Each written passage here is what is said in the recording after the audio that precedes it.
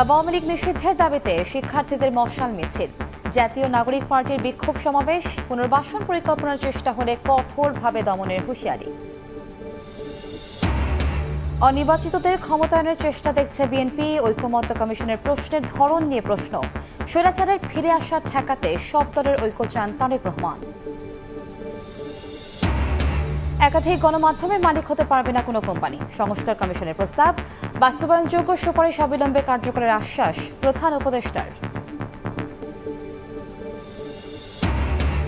এই যাত্রার জন্য প্রস্তুত সড়ক, রেল, নৌপথ, চলবে বিশেষ ট্রেন। ফিটনেসবিহীন বাস চলাচল ঠেকাতে অভিযানে বিআরটিএ ও ডিএমপি, গ্যারেজ থেকে মুচলেকা আদায়। এবং অবৈধভাবে বাংলাদেশে প্রবেশের চেষ্টা, টেকনাফের নাফ নদীতে নৌকা ডুবি, 4 রোহিঙ্গা নারী শিশুর মরদেহ উদ্ধার, বিজিবির সদস্য নিখোঁজ।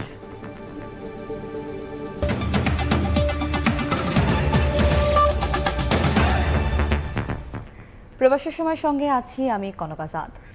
অতি দ্রুত আওয়ামী লীগের নিবন্ধন বাতিল ও বিচারিক প্রক্রিয়ায় নিষিদ্ধ করার দাবি জানিয়েছে জাতীয় নাগরিক পার্টি এনসিপি।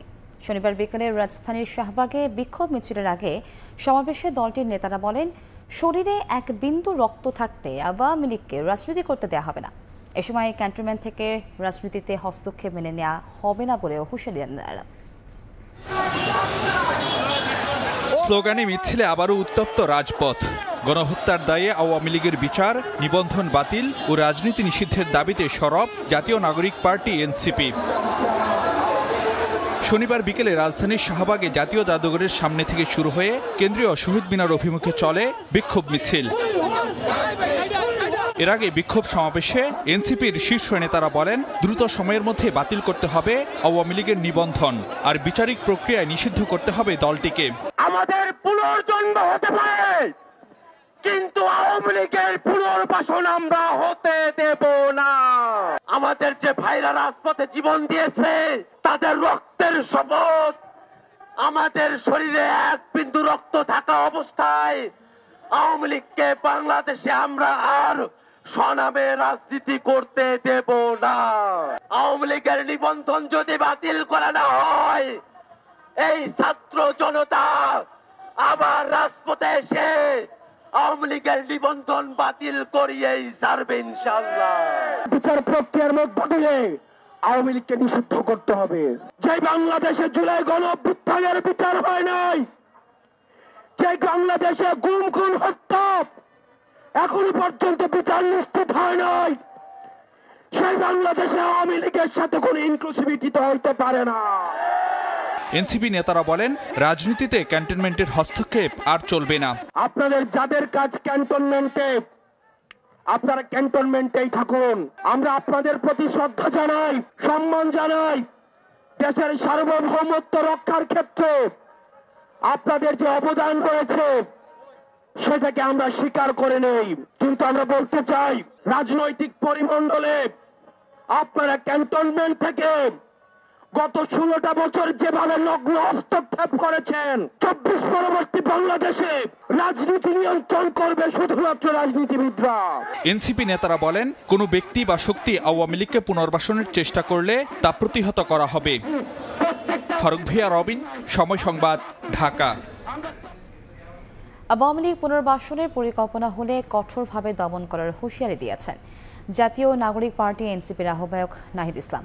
শনিবার সন্ধ্যায় রাজধানীর বকশীবাজারে কারা কনভেনশন সেন্টারে দলটির লালবাগ থানা শাখা আয়োজিত ইফতার ও দোয়া মাহফিলে যোগ দিয়ে এই হুঁশিয়ারি দেন তিনি। সব রাষ্ট্রীয় প্রতিষ্ঠানকে দলীয়করণ করা হয়েছে বলে দাবি করে নাহিদ আরও বলেন, প্রতিষ্ঠান নয়, দলীয়করণে জড়িত ব্যক্তিদের শাস্তির আওতায় আনতে হবে। রাজনৈতিক শূন্যতা তৈরি হওয়ায় এরা আগেও সামরিক শাসন জারি হয়েছিল, যা কাম্য নয়। শুধু আওয়ামী লীগ নয়, ফ্যাসিবাদের দোসরদেরও বিচারের আওতায় আনার দাবি জানান এনসিপি প্রধান।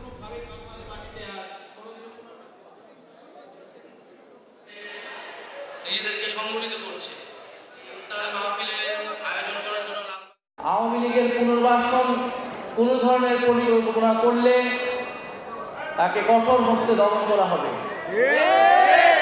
এবং শুধু আওয়ামী লীগ নয়, এই ফ্যাসিজমের যত দোষর রয়েছে, সুবিধাভোগী রয়েছে, তাদেরকেও বিচারের আওতায় আমরা নিয়ে আসার আহ্বান জানাচ্ছি। সেনাবাহিনীর সঙ্গে এনসিপির কোনো দ্বন্দ্ব নেই, সেনাবাহিনীর প্রতি শ্রদ্ধাবোধ অতীতেও ছিল এবং ভবিষ্যতেও থাকবে বলে মন্তব্য করেছেন এনসিপির মুখ্য সংগঠক শারজিস আলম। শনিবার জাতীয় প্রেস ক্লাবে একটি অনুষ্ঠানে শারজিস আলম এই কথা বলেন। এছাড়াও মব জাস্টিস ও ন্যায় বিচারের সাংঘর্ষিক মন্তব্য করে তিনি বলেন, দেশের স্থিতিশীলতা রক্ষায় যে কোনো বিশৃঙ্খলা এড়াতে হবে।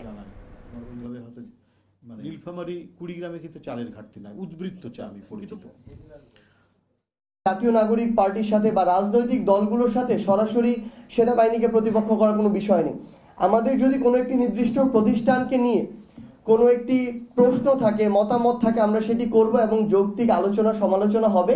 কিন্তু সবচেয়ে গুরুত্বপূর্ণ হচ্ছে কখনো আমরা এই অভ্যুত্থানের পক্ষের যারা শক্তি ছিলাম তারা আমরা কখনো এই বিষয়গুলোতে মুখোমুখি অবস্থানে কখনোই দাঁড়াবো না।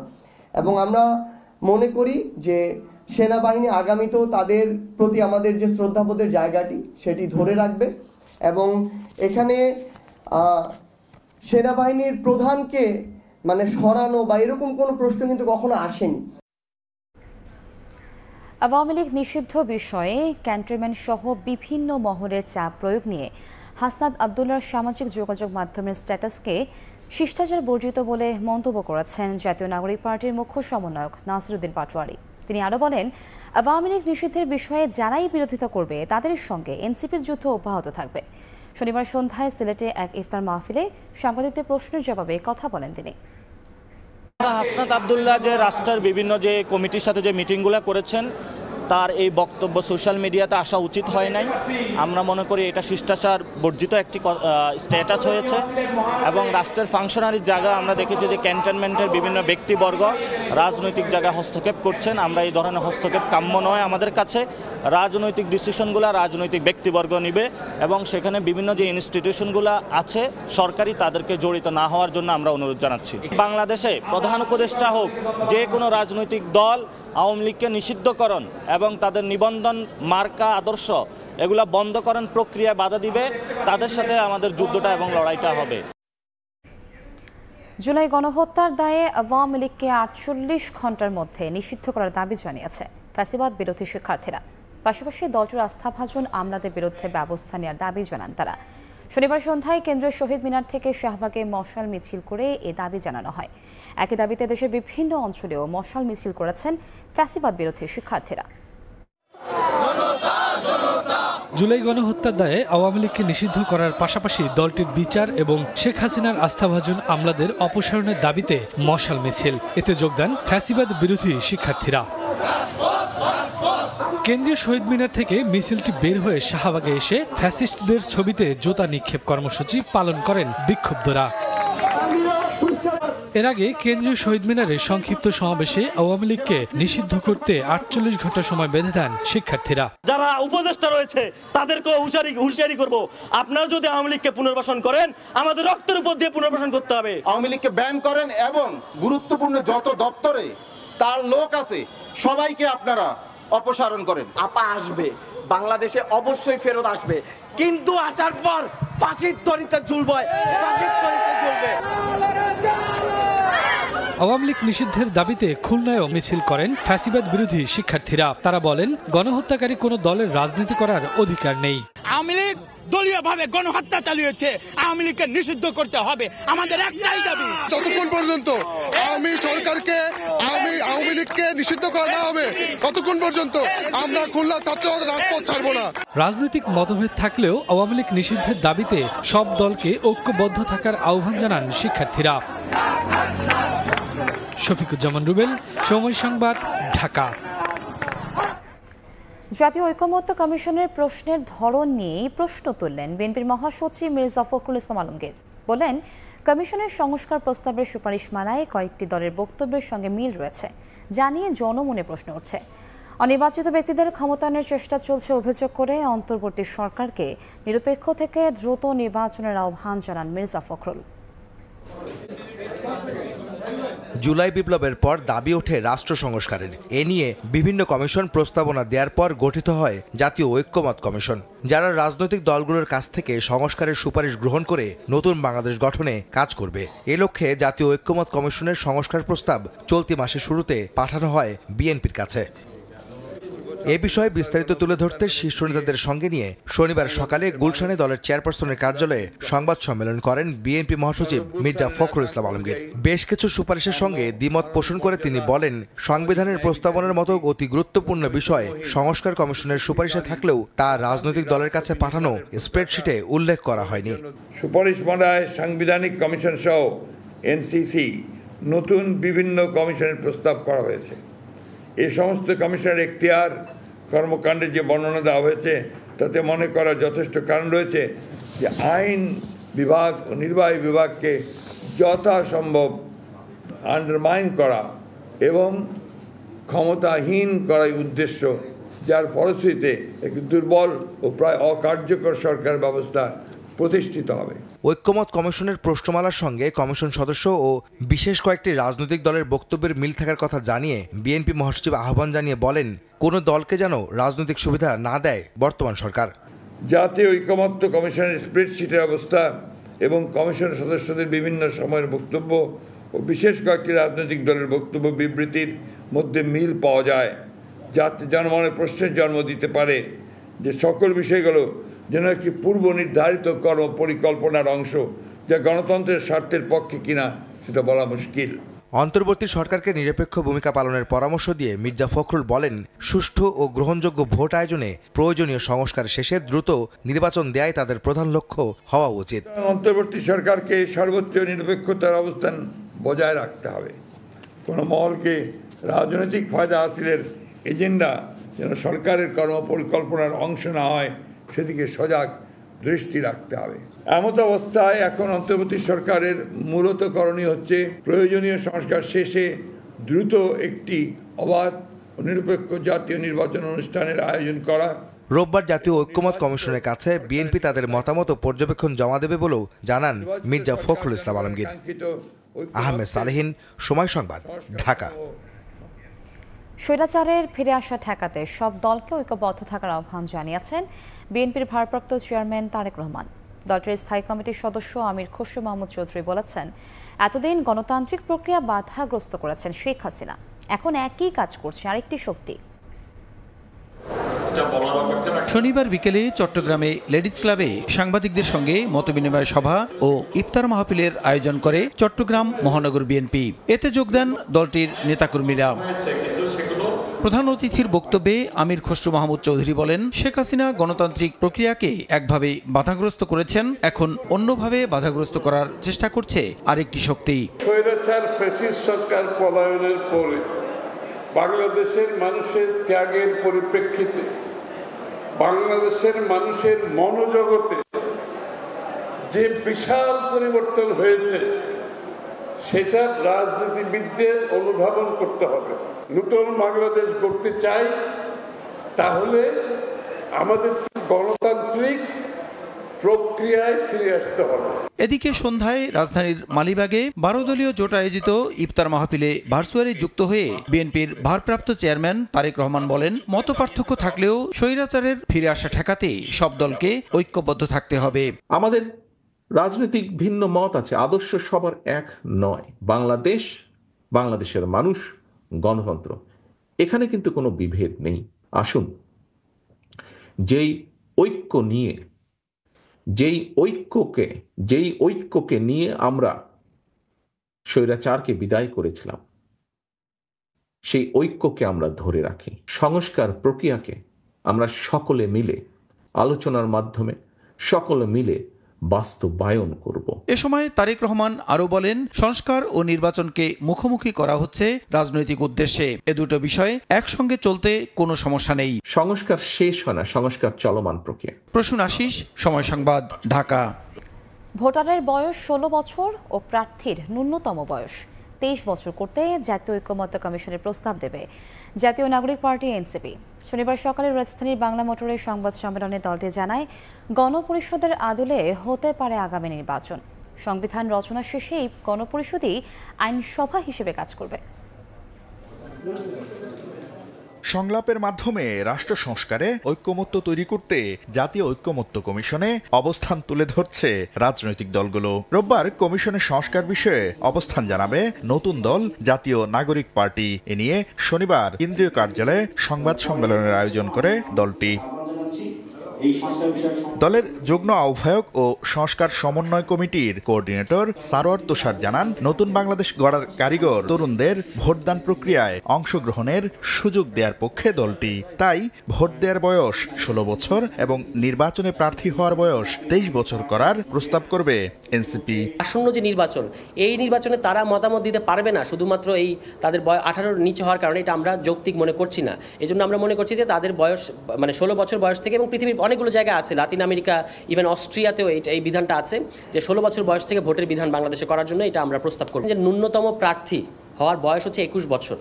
আমরা মনে করেছি যে ইট ইজ টু আর্লি, এটা 23 বছর হতে পারে। আগামী নির্বাচন গণপরিষদ নির্বাচন হওয়া উচিত বলে জানান এই এনসিপি নেতা। সংবিধান সংস্কার কাজ শেষ করে নির্দিষ্ট সময় পর এই গণপরিষদেই আইনসভায় রূপান্তরিত হতে পারে বলেও মনে করে দলটি। আর সংবিধান সংশ্লিষ্ট নয় এমন সংস্কার অধ্যাদেশের মাধ্যমে বাস্তবায়নের প্রস্তাব দেয়া হবে। গণপরিষদ নির্বাচন হওয়া দরকার, যে গণপরিষদটা নির্ধারিত সময় পরে, আপনি 120 দিন 140 দিন কিংবা এটা 6 মাস হতে পারে, একটা নির্দিষ্ট সময়ে তার মানে সংবিধান সম্পর্কিত কাজটা হওয়া শেষ হওয়ার পরে তারা আইনসভায় পরিণত হবে। এটাকে আমরা বলছি যে গণপরিষদ কাম পার্লামেন্ট। এছাড়া রাজনৈতিক দলগুলোর সঙ্গে আলাপ আলোচনা ছাড়াই 111টি সুপারিশ কিভাবে বাস্তবায়নযোগ্য তার ব্যাখ্যা জানতে চাইবে এনসিপি। তার মধ্যে কিছু কিছু জায়গায় আমাদের কাছে মনে হয়েছে যে এগুলোর ক্ষেত্রে আলোচনার দরকার আছে। শাকির আহমেদ, সময় সংবাদ, ঢাকা। বিচারের আগে আওয়ামী লীগকে নির্বাচনে অংশ নেওয়ার সুযোগ না দেওয়ার দাবি জানিয়েছে খেলাফত মজলিস। আদিকক্ষ বিশিষ্ট সংসদে একমত হলেও প্রাদেশিক ব্যবস্থার বিরোধিতা করেছে লেবার পার্টি। শনিবার সকালে জাতীয় ঐক্যমত্য কমিশনের সঙ্গে সংলাপে সংস্কারের বিষয়ে অবস্থান তুলে ধরেন নেতারা। রাজনৈতিক দলগুলোর সঙ্গে আলোচনার মাধ্যমেই দ্রুতই জাতীয় ঐক্য তৈরি হবে বলে আশাবাদ জানান কমিশনের সহসভাপতি আলী রিয়াজ। জাতীয় সংসদ ভবনের এলডি হলে ঐকমত্য কমিশনের সংলাপ। শনিবার সকালে প্রথমে যোগ দেন খেলাফত মজলিসের 8 সদস্যের প্রতিনিধি। ঐকমত্য কমিশনের সহসভাপতি আলী রিয়াজের নেতৃত্বে সংলাপে অংশ নেন নির্বাচন ব্যবস্থা সংস্কার কমিশনের প্রধান বদিউল আলম মজুমদার, দুদক সংস্কার কমিশনের ডক্টর ইফতেখারুজ্জামান, পুলিশ সংস্কার কমিশনের সফর রাজ হোসেন, প্রধান উপদেষ্টার বিশেষ সহকারী মনির হায়দার সহ 6 জন। সূচনা বক্তব্যে আলী রিয়াজ বলেন, সংলাপের মধ্য দিয়ে স্বল্প সময়ের মধ্যেই তৈরি হবে চূড়ান্ত প্রস্তাবনা। মতামতগুলো জানিয়েছেন, সেই মতামতগুলোর ভিত্তিতেই আমরা আলোচনাটা শুরু করব এবং আমরা আশা করি যে আলোচনা শুধু আপনাদের সঙ্গে না, অন্যান্য রাজনৈতিক দলের সঙ্গে আলোচনা অব্যাহত থাকবে এবং তার মধ্য দিয়ে আমরা এক জায়গায় আসতে পারবো স্বল্পতম সময়ের মধ্য দিয়ে। 2 ঘন্টার সংলাপ শেষে খেলাফত মজলিসের মহাসচিব আহমদ আব্দুল কাদের বলেন, বিচারের আগে আওয়ামী লীগকে নির্বাচনে অংশ নিতে না দেওয়ার দাবি জানিয়েছেন তারা। জানান 166টি প্রশ্নমালার মধ্যে 140টিতে একমত হয়েছে তার দল।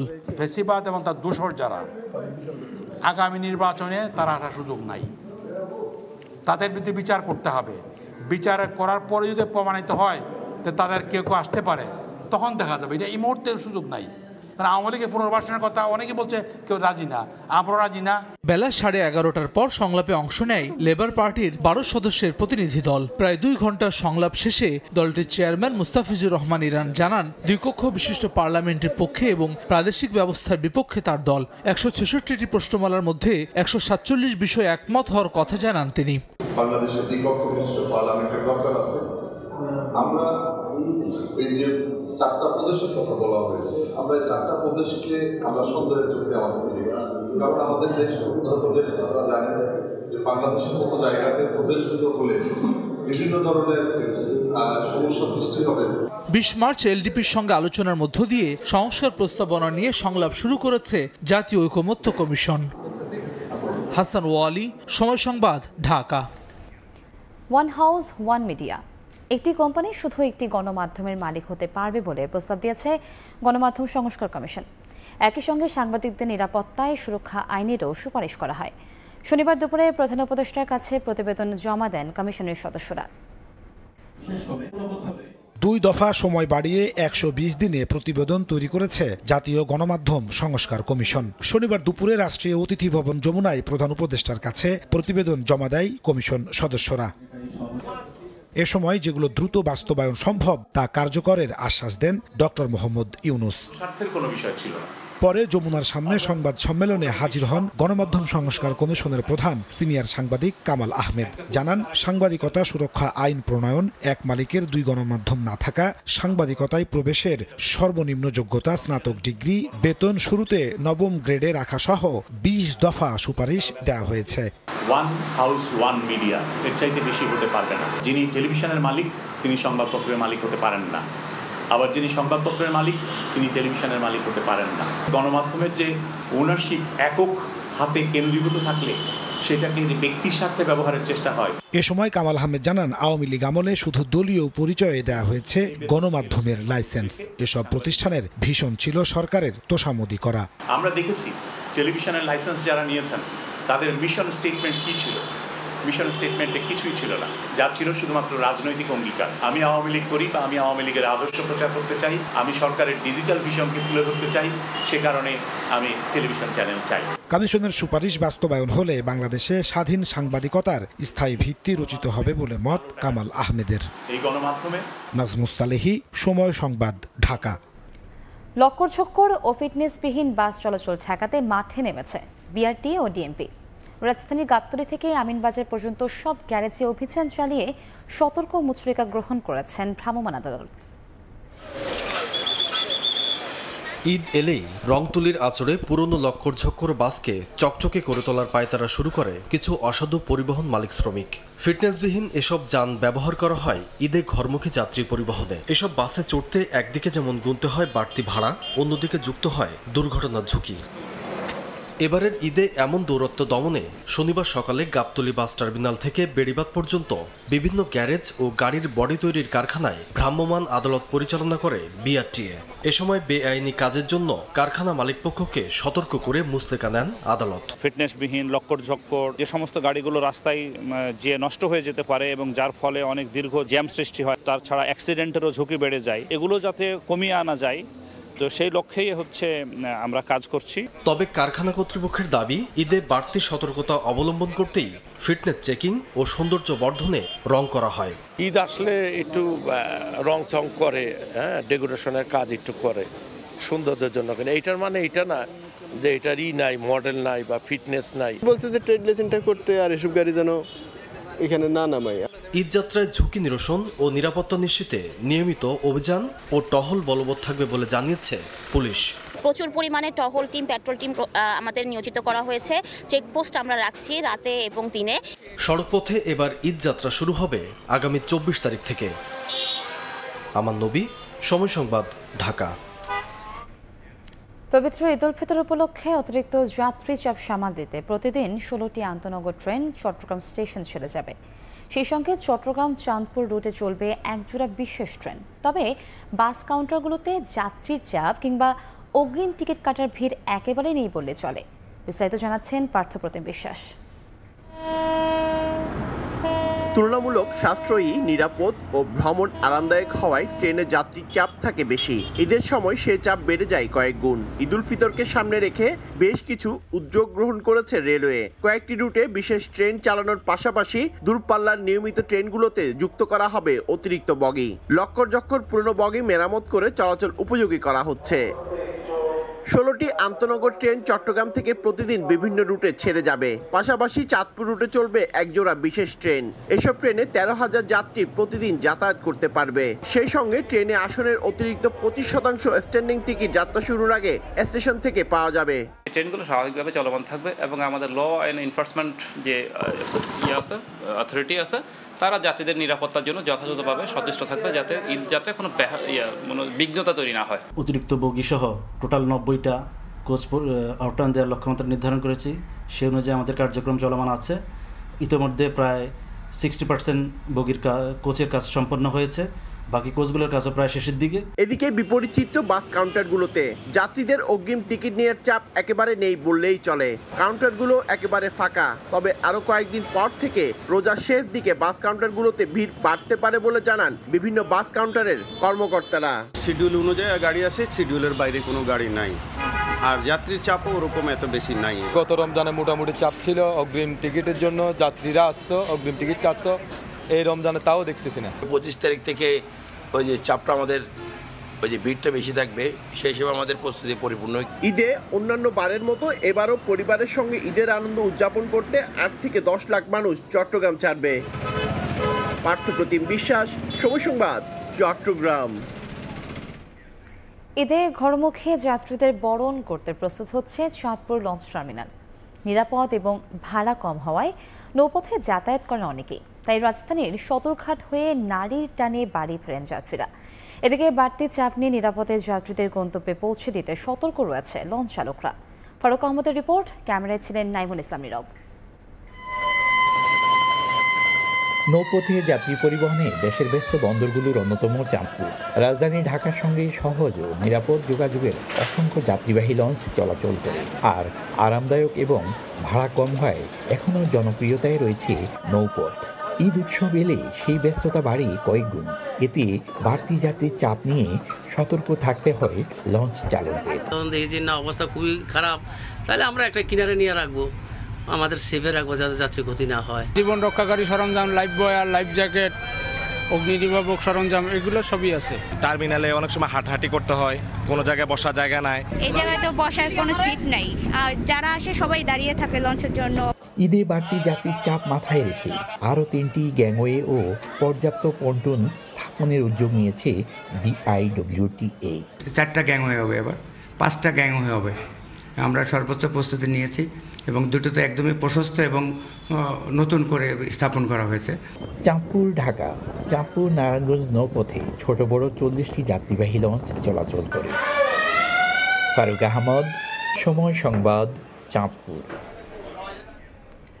টাকা বেচাকেনার বৈধতায় যেখানে নেই, সেখানে আবার ঈদকে সামনে রেখে নতুন নোটের দাম বাড়িয়ে দিয়েছে কিছু অসাধু চক্র। তাদের এই দাম বৃদ্ধিকে উস্কে দিয়েছে ঈদে বাংলাদেশ ব্যাংকের নতুন নোট না ছাড়ার সিদ্ধান্ত। টাকার হাটে বেড়েছে মৌসুমি বিক্রেতাদের দৌরাত্ম্য। বান্ডেল প্রতি খরচ পড়ছে 400 থেকে 500 টাকা। এই চক্রকে থামাতে প্রশাসনকে উদ্যোগী হওয়ার তাগিদ বাংলাদেশ ব্যাংকের। সাইফুল ইসলামের রিপোর্ট।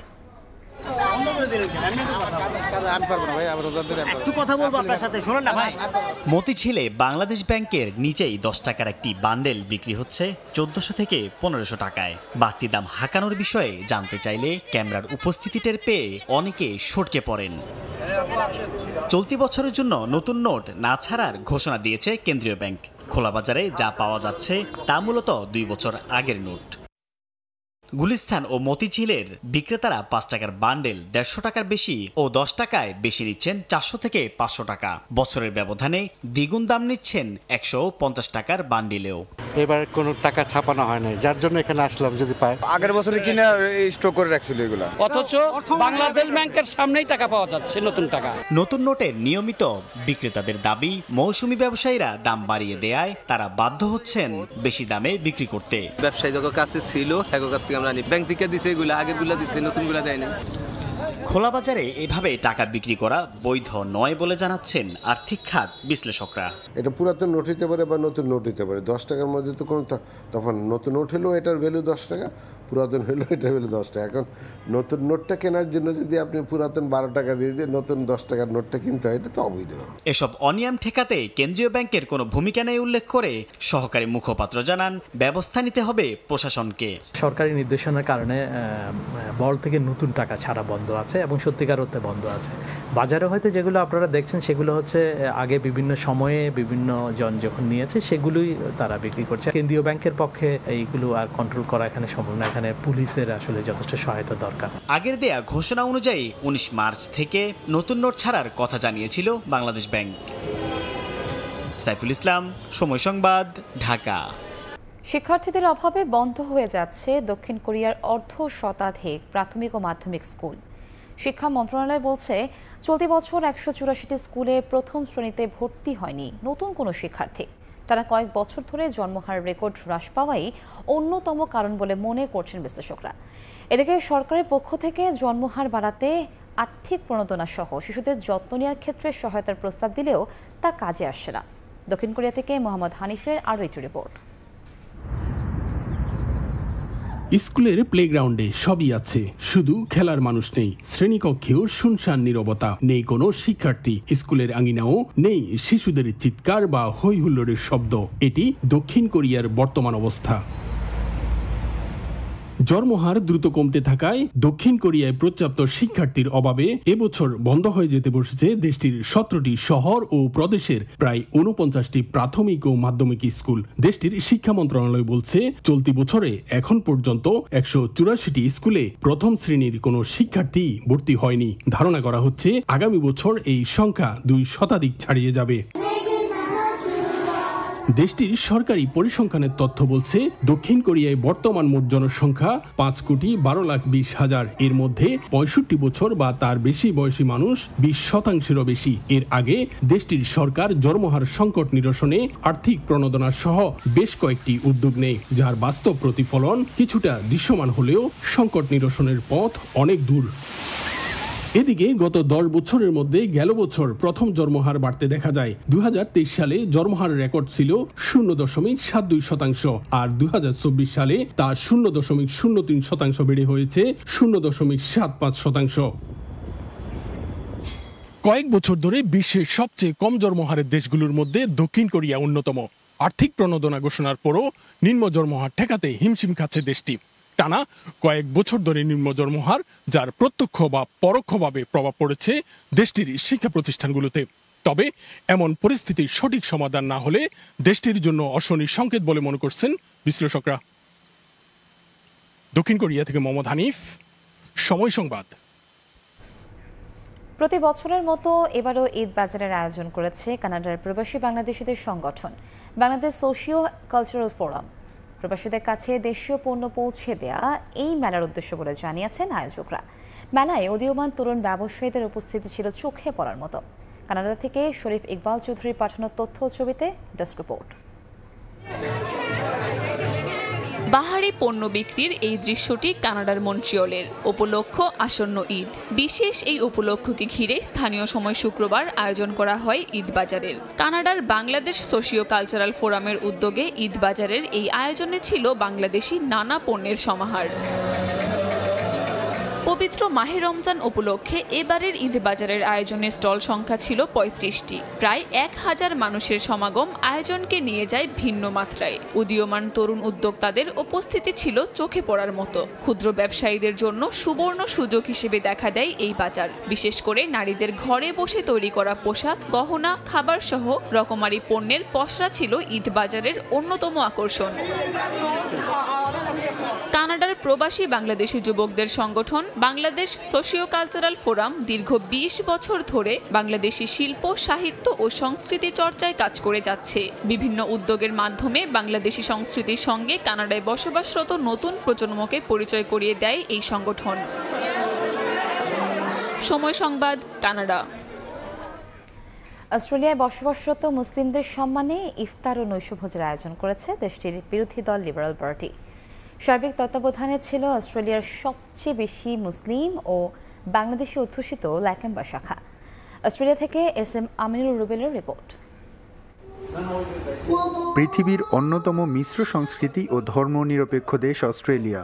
ধীরে ধীরে মুসলিম ও বাংলাদেশি প্রবাসীর সংখ্যা বাড়ছে দেশটিতে। পবিত্র মাহে রমজান উপলক্ষে তাদের সম্মানে ইফতার ও নৈশভোজের আয়োজন করে বিরোধী দল লিবারেল পার্টির ল্যাকেম্বা শাখা। একতা, বন্ধুত্ব এবং ইসলামী চেতনায় সব ধর্ম ও সম্প্রদায়ের সদস্যদের মিলন মেলায় পরিণত হয় বিখ্যাত লা ক্যাসেল ভেন্যু। বাংলাদেশি বংশোদ্ভূত মাস্টার সায়ানের কোরআন তেলাওয়াত ও অস্ট্রেলিয়ার জাতীয় সঙ্গীতের মধ্যে দিয়ে শুরু হয় অনুষ্ঠান। এরপর করোনা মহামারীকালে ল্যাকেম্বা শাখার প্রবাসী বাংলাদেশি সদস্যদের নানান সমাজ সেবামূলক কার্যক্রম নিয়ে ডকুমেন্টারি প্রদর্শিত হয়। অনুষ্ঠানে লিবারেলের state director Chris Stone, senator Maria Kovacic, mayor Sarah Sohan সহ অনেকেই বক্তব্য রাখেন। এতে স্বাগত বক্তব্য রাখেন দলের ল্যাকাম্বা শাখার প্রেসিডেন্ট বাংলাদেশি বংশোদ্ভূত মোহাম্মদ জামান। এছাড়া সাবেক কাউন্সিলর প্রবাসী বাংলাদেশি সাজেদা আক্তার সঞ্জিদা ও ডক্টর আয়াজ চৌধুরীকে অস্ট্রেলিয়ার সেবামূলক কাজের স্বীকৃতি স্বরূপ বিশেষ সম্মাননা তুলে দেয়া হয়। SM আমিনুল রুবেল, সময় সংবাদ, অস্ট্রেলিয়া। মালদ্বীপে প্রবাসী বাংলাদেশিদের মধ্যে সৌহার্দ্য বাড়াতে ইফতার মাহফিলের আয়োজন করা হয়। রাজধানী মালেতে অনুষ্ঠিত এই আয়োজনে অংশ নেন প্রায় 600 প্রবাসী। দেশীয় খাবারের বিশেষ আয়োজনের সঙ্গে ধর্মীয় আবহ মিলে তৈরি হয় এক প্রাণবন্ত পরিবেশ। খন্দকার ওমর ফারুকের তথ্য ছবিতে বিস্তারিত। মালদ্বীপে প্রবাসী বাংলাদেশির সংখ্যা 1 লাখের বেশি। দেশের বাইরে থাকলেও রমজানের সিয়াম সাধনা ও ইফতার আয়োজনের মধ্য দিয়ে ভিনদেশেও ফুটে ওঠে তাদের ধর্মীয় সংস্কৃতি ও ঐতিহ্যের রং। এই প্রবাসী ঐক্যেরই বহিঃপ্রকাশ বাংলাদেশ ফোরাম মালদ্বীপের আয়োজিত ইফতার মাহফিল। রাজধানী মালেতে আয়োজিত এই অনুষ্ঠানে অংশ নেন প্রায় 600 প্রবাসী। দেশীয় স্বাদের খাবারের সঙ্গে ছিল ইসলামিক সঙ্গীত ও কুরআন তেলাওয়াত। দৃষ্টি প্রতিবন্ধী হাফেজ মাহমুদুল হাসান আশরাফির সুমধুর কণ্ঠে কুরআন তেলাওয়াতে মুগ্ধ হন অংশগ্রহণকারীরা। মালদ্বীপের এই ইফতার মাহফিল থেকে আমরা 58টি মুসলিম দেশকে আহ্বান জানাই ঐক্যবদ্ধ হয়ে যেন আমাদের ফিলিস্তিনি ভাই বোনদেরকে যেন সুরক্ষার ব্যবস্থা করে দেন। এই আয়োজনে অংশ নিয়ে প্রবাসীদের বৈধ পথে রেমিটেন্স পাঠানোর আহ্বান জানান বিএনপি মালদ্বীপ শাখার সভাপতি মোহাম্মদ খলিলুর রহমান। একই সাথে আমরা যদি প্রবাসের বাড়িতে দেশের সুনাম অর্জন করি, আমাদের দেশের জন্য এটা সুনাম হয়, যার ফলে আমরা যে দেশে থাকবো ওই দেশের আইন মেনে চলবো, এমন কোনো কাজ করবো না আমাদের দেশের আইন ক্ষুণ্ণ হয়। আয়োজকরা জানান রমজানের গুরুত্ব তুলে ধরে প্রবাসীদের মধ্যে ভ্রাতৃত্ববোধ আরো দৃঢ় করতে এই ইফতার মাহফিল। মুসলমান নামধারী কিন্তু তারা হচ্ছে কাফের মুশরিকের চেয়েও খারাপ। এই ধরনের শাসকরা আমাদেরকে বারবার আমাদেরকে বিপদগামী করেছে। দেশীয় খাবারের স্বাদ ও আপনজনদের সান্নিধ্য রমজানে প্রবাসীদের ইফতারকে করে তোলে আরো প্রাণবন্ত। মালদ্বীপের বিভিন্ন দ্বীপ থেকে প্রবাসীরা ছুটে এসেছিলেন এই আয়োজনকে ঘিরে। সময় সংবাদ, মালদ্বীপ। কুয়েতে প্রবাসীদের অধিকার আদায়ে সংবাদকর্মীদের করণীয় শীর্ষক আলোচনা সভা ও ইফতার মাহফিল অনুষ্ঠিত হয়েছে। অনুষ্ঠানে বাংলাদেশের বিভিন্ন গণমাধ্যমে কর্মরত প্রবাসী সাংবাদিকেরা উপস্থিত ছিলেন। এ সময় বক্তারা বলেন, বিদেশের মাটিতে কর্মরত প্রবাসীদের বিভিন্ন অধিকার আদায় ও তাদের দুর্ভোগ বিশ্বের সামনে তুলে ধরতে গুরুত্বপূর্ণ ভূমিকা পালন করে আসছেন সাংবাদিকরা।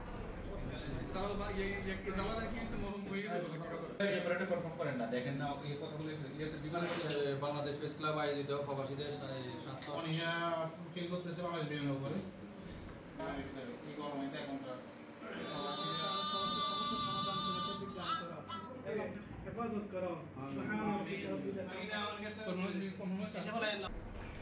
তীব্র ঠান্ডাকে সঙ্গী করেই শিলংয়ে দ্বিতীয় দিনের মতো অনুশীলন করেছে বাংলাদেশ জাতীয় ফুটবল দল, যেখানে অল ইন্ডিয়া ফুটবল ফেডারেশনের কোচ চালে ভোগান্তিতে পড়তে হয় ফুটবলারদের।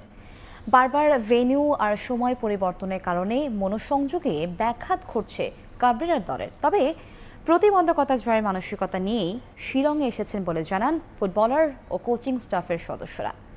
শাহনেওয়াজ সোহাগের ক্যামেরায় মেঘালয়ের শিলং থেকে বাংলাদেশ দলের প্রস্তুতির বিস্তারিত জানাচ্ছেন পারভিন আক্তার।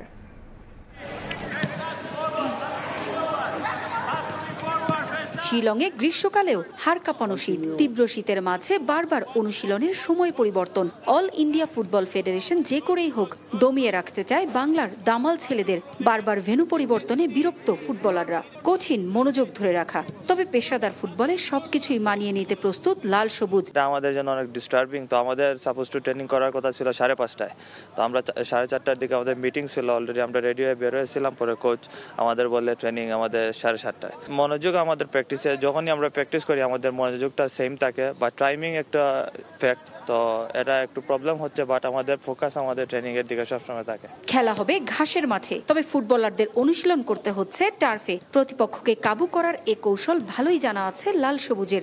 ইনজুরির ঝুঁকি এড়াতে তাই নেহু ইউনিভার্সিটি গ্রাউন্ডের এবড়ো থেবড়ো মাঠের চেয়ে এই ভেন্যুকেই বেছে নিয়েছে বাফুফে। এদিন ট্যাকটিক্যাল দিকগুলোর উন্নতিতে জোর দিয়েছেন কোচিং স্টাফ। ডে 1 থেকে বলে আসছে যে আমাদেরকে ইন্ডিয়াতে এই সমস্যাগুলোতে পড়তে হতে পারে, সো আমরা প্লেয়ারদেরকে কিন্তু আগের থেকেই রেডি রাখছি যে আমাদেরকে যে কোনো অবস্থায় প্রতিকূল অবস্থার জন্য রেডি থাকতে হবে। ন্যাচারাল গ্রাসে যে আপনি প্র্যাকটিস করা উচিত আমাদের, সেটা আমরা পাচ্ছি না। এটা একটা ঘাটতি আমাদের তরফ থেকে। তারপর আমরা এটা ঘাটতি দেখবো না, আমরা জানি এটা ওদের স্ট্র্যাটেজি, বাট আমরা এই স্ট্র্যাটেজিকে মোকাবেলা করার জন্য আমাদের প্র্যাকটিস করতে হবে। খুব অল্প সময়ে দলের সঙ্গে মানিয়ে নিয়েছেন হামজা।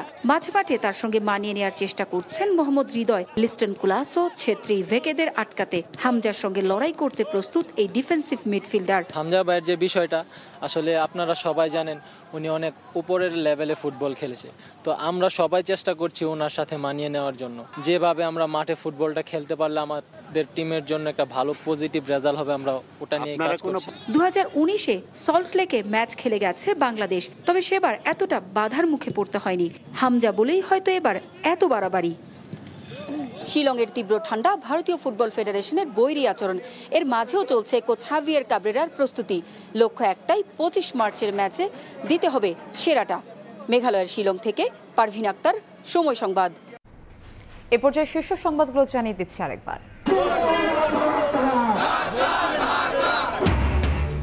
আওয়ামী লীগ নিষিদ্ধের দাবিতে শিক্ষার্থীদের মশাল মিছিল, জাতীয় নাগরিক পার্টির বিক্ষোভ সমাবেশ, পুনর্বাসন পরিকল্পনার চেষ্টা হলে কঠোরভাবে দমনের হুঁশিয়ারি। অনির্বাচিতদের ক্ষমতায়নের চেষ্টা দেখছে বিএনপি, ঐক্যমত্য কমিশনের প্রশ্নের ধরন নিয়ে প্রশ্ন। স্বৈরাচারের ফিরে আসা ঠেকাতে সব দলের ঐক্য চান তারেক রহমান। এবং একাধিক গণমাধ্যমের মালিক হতে পারবে না কোনো কোম্পানি, সংস্কার কমিশনের প্রস্তাব, বাস্তবায়নযোগ্য সুপারিশ অবিলম্বে কার্যকরের আশ্বাস প্রধান উপদেষ্টার।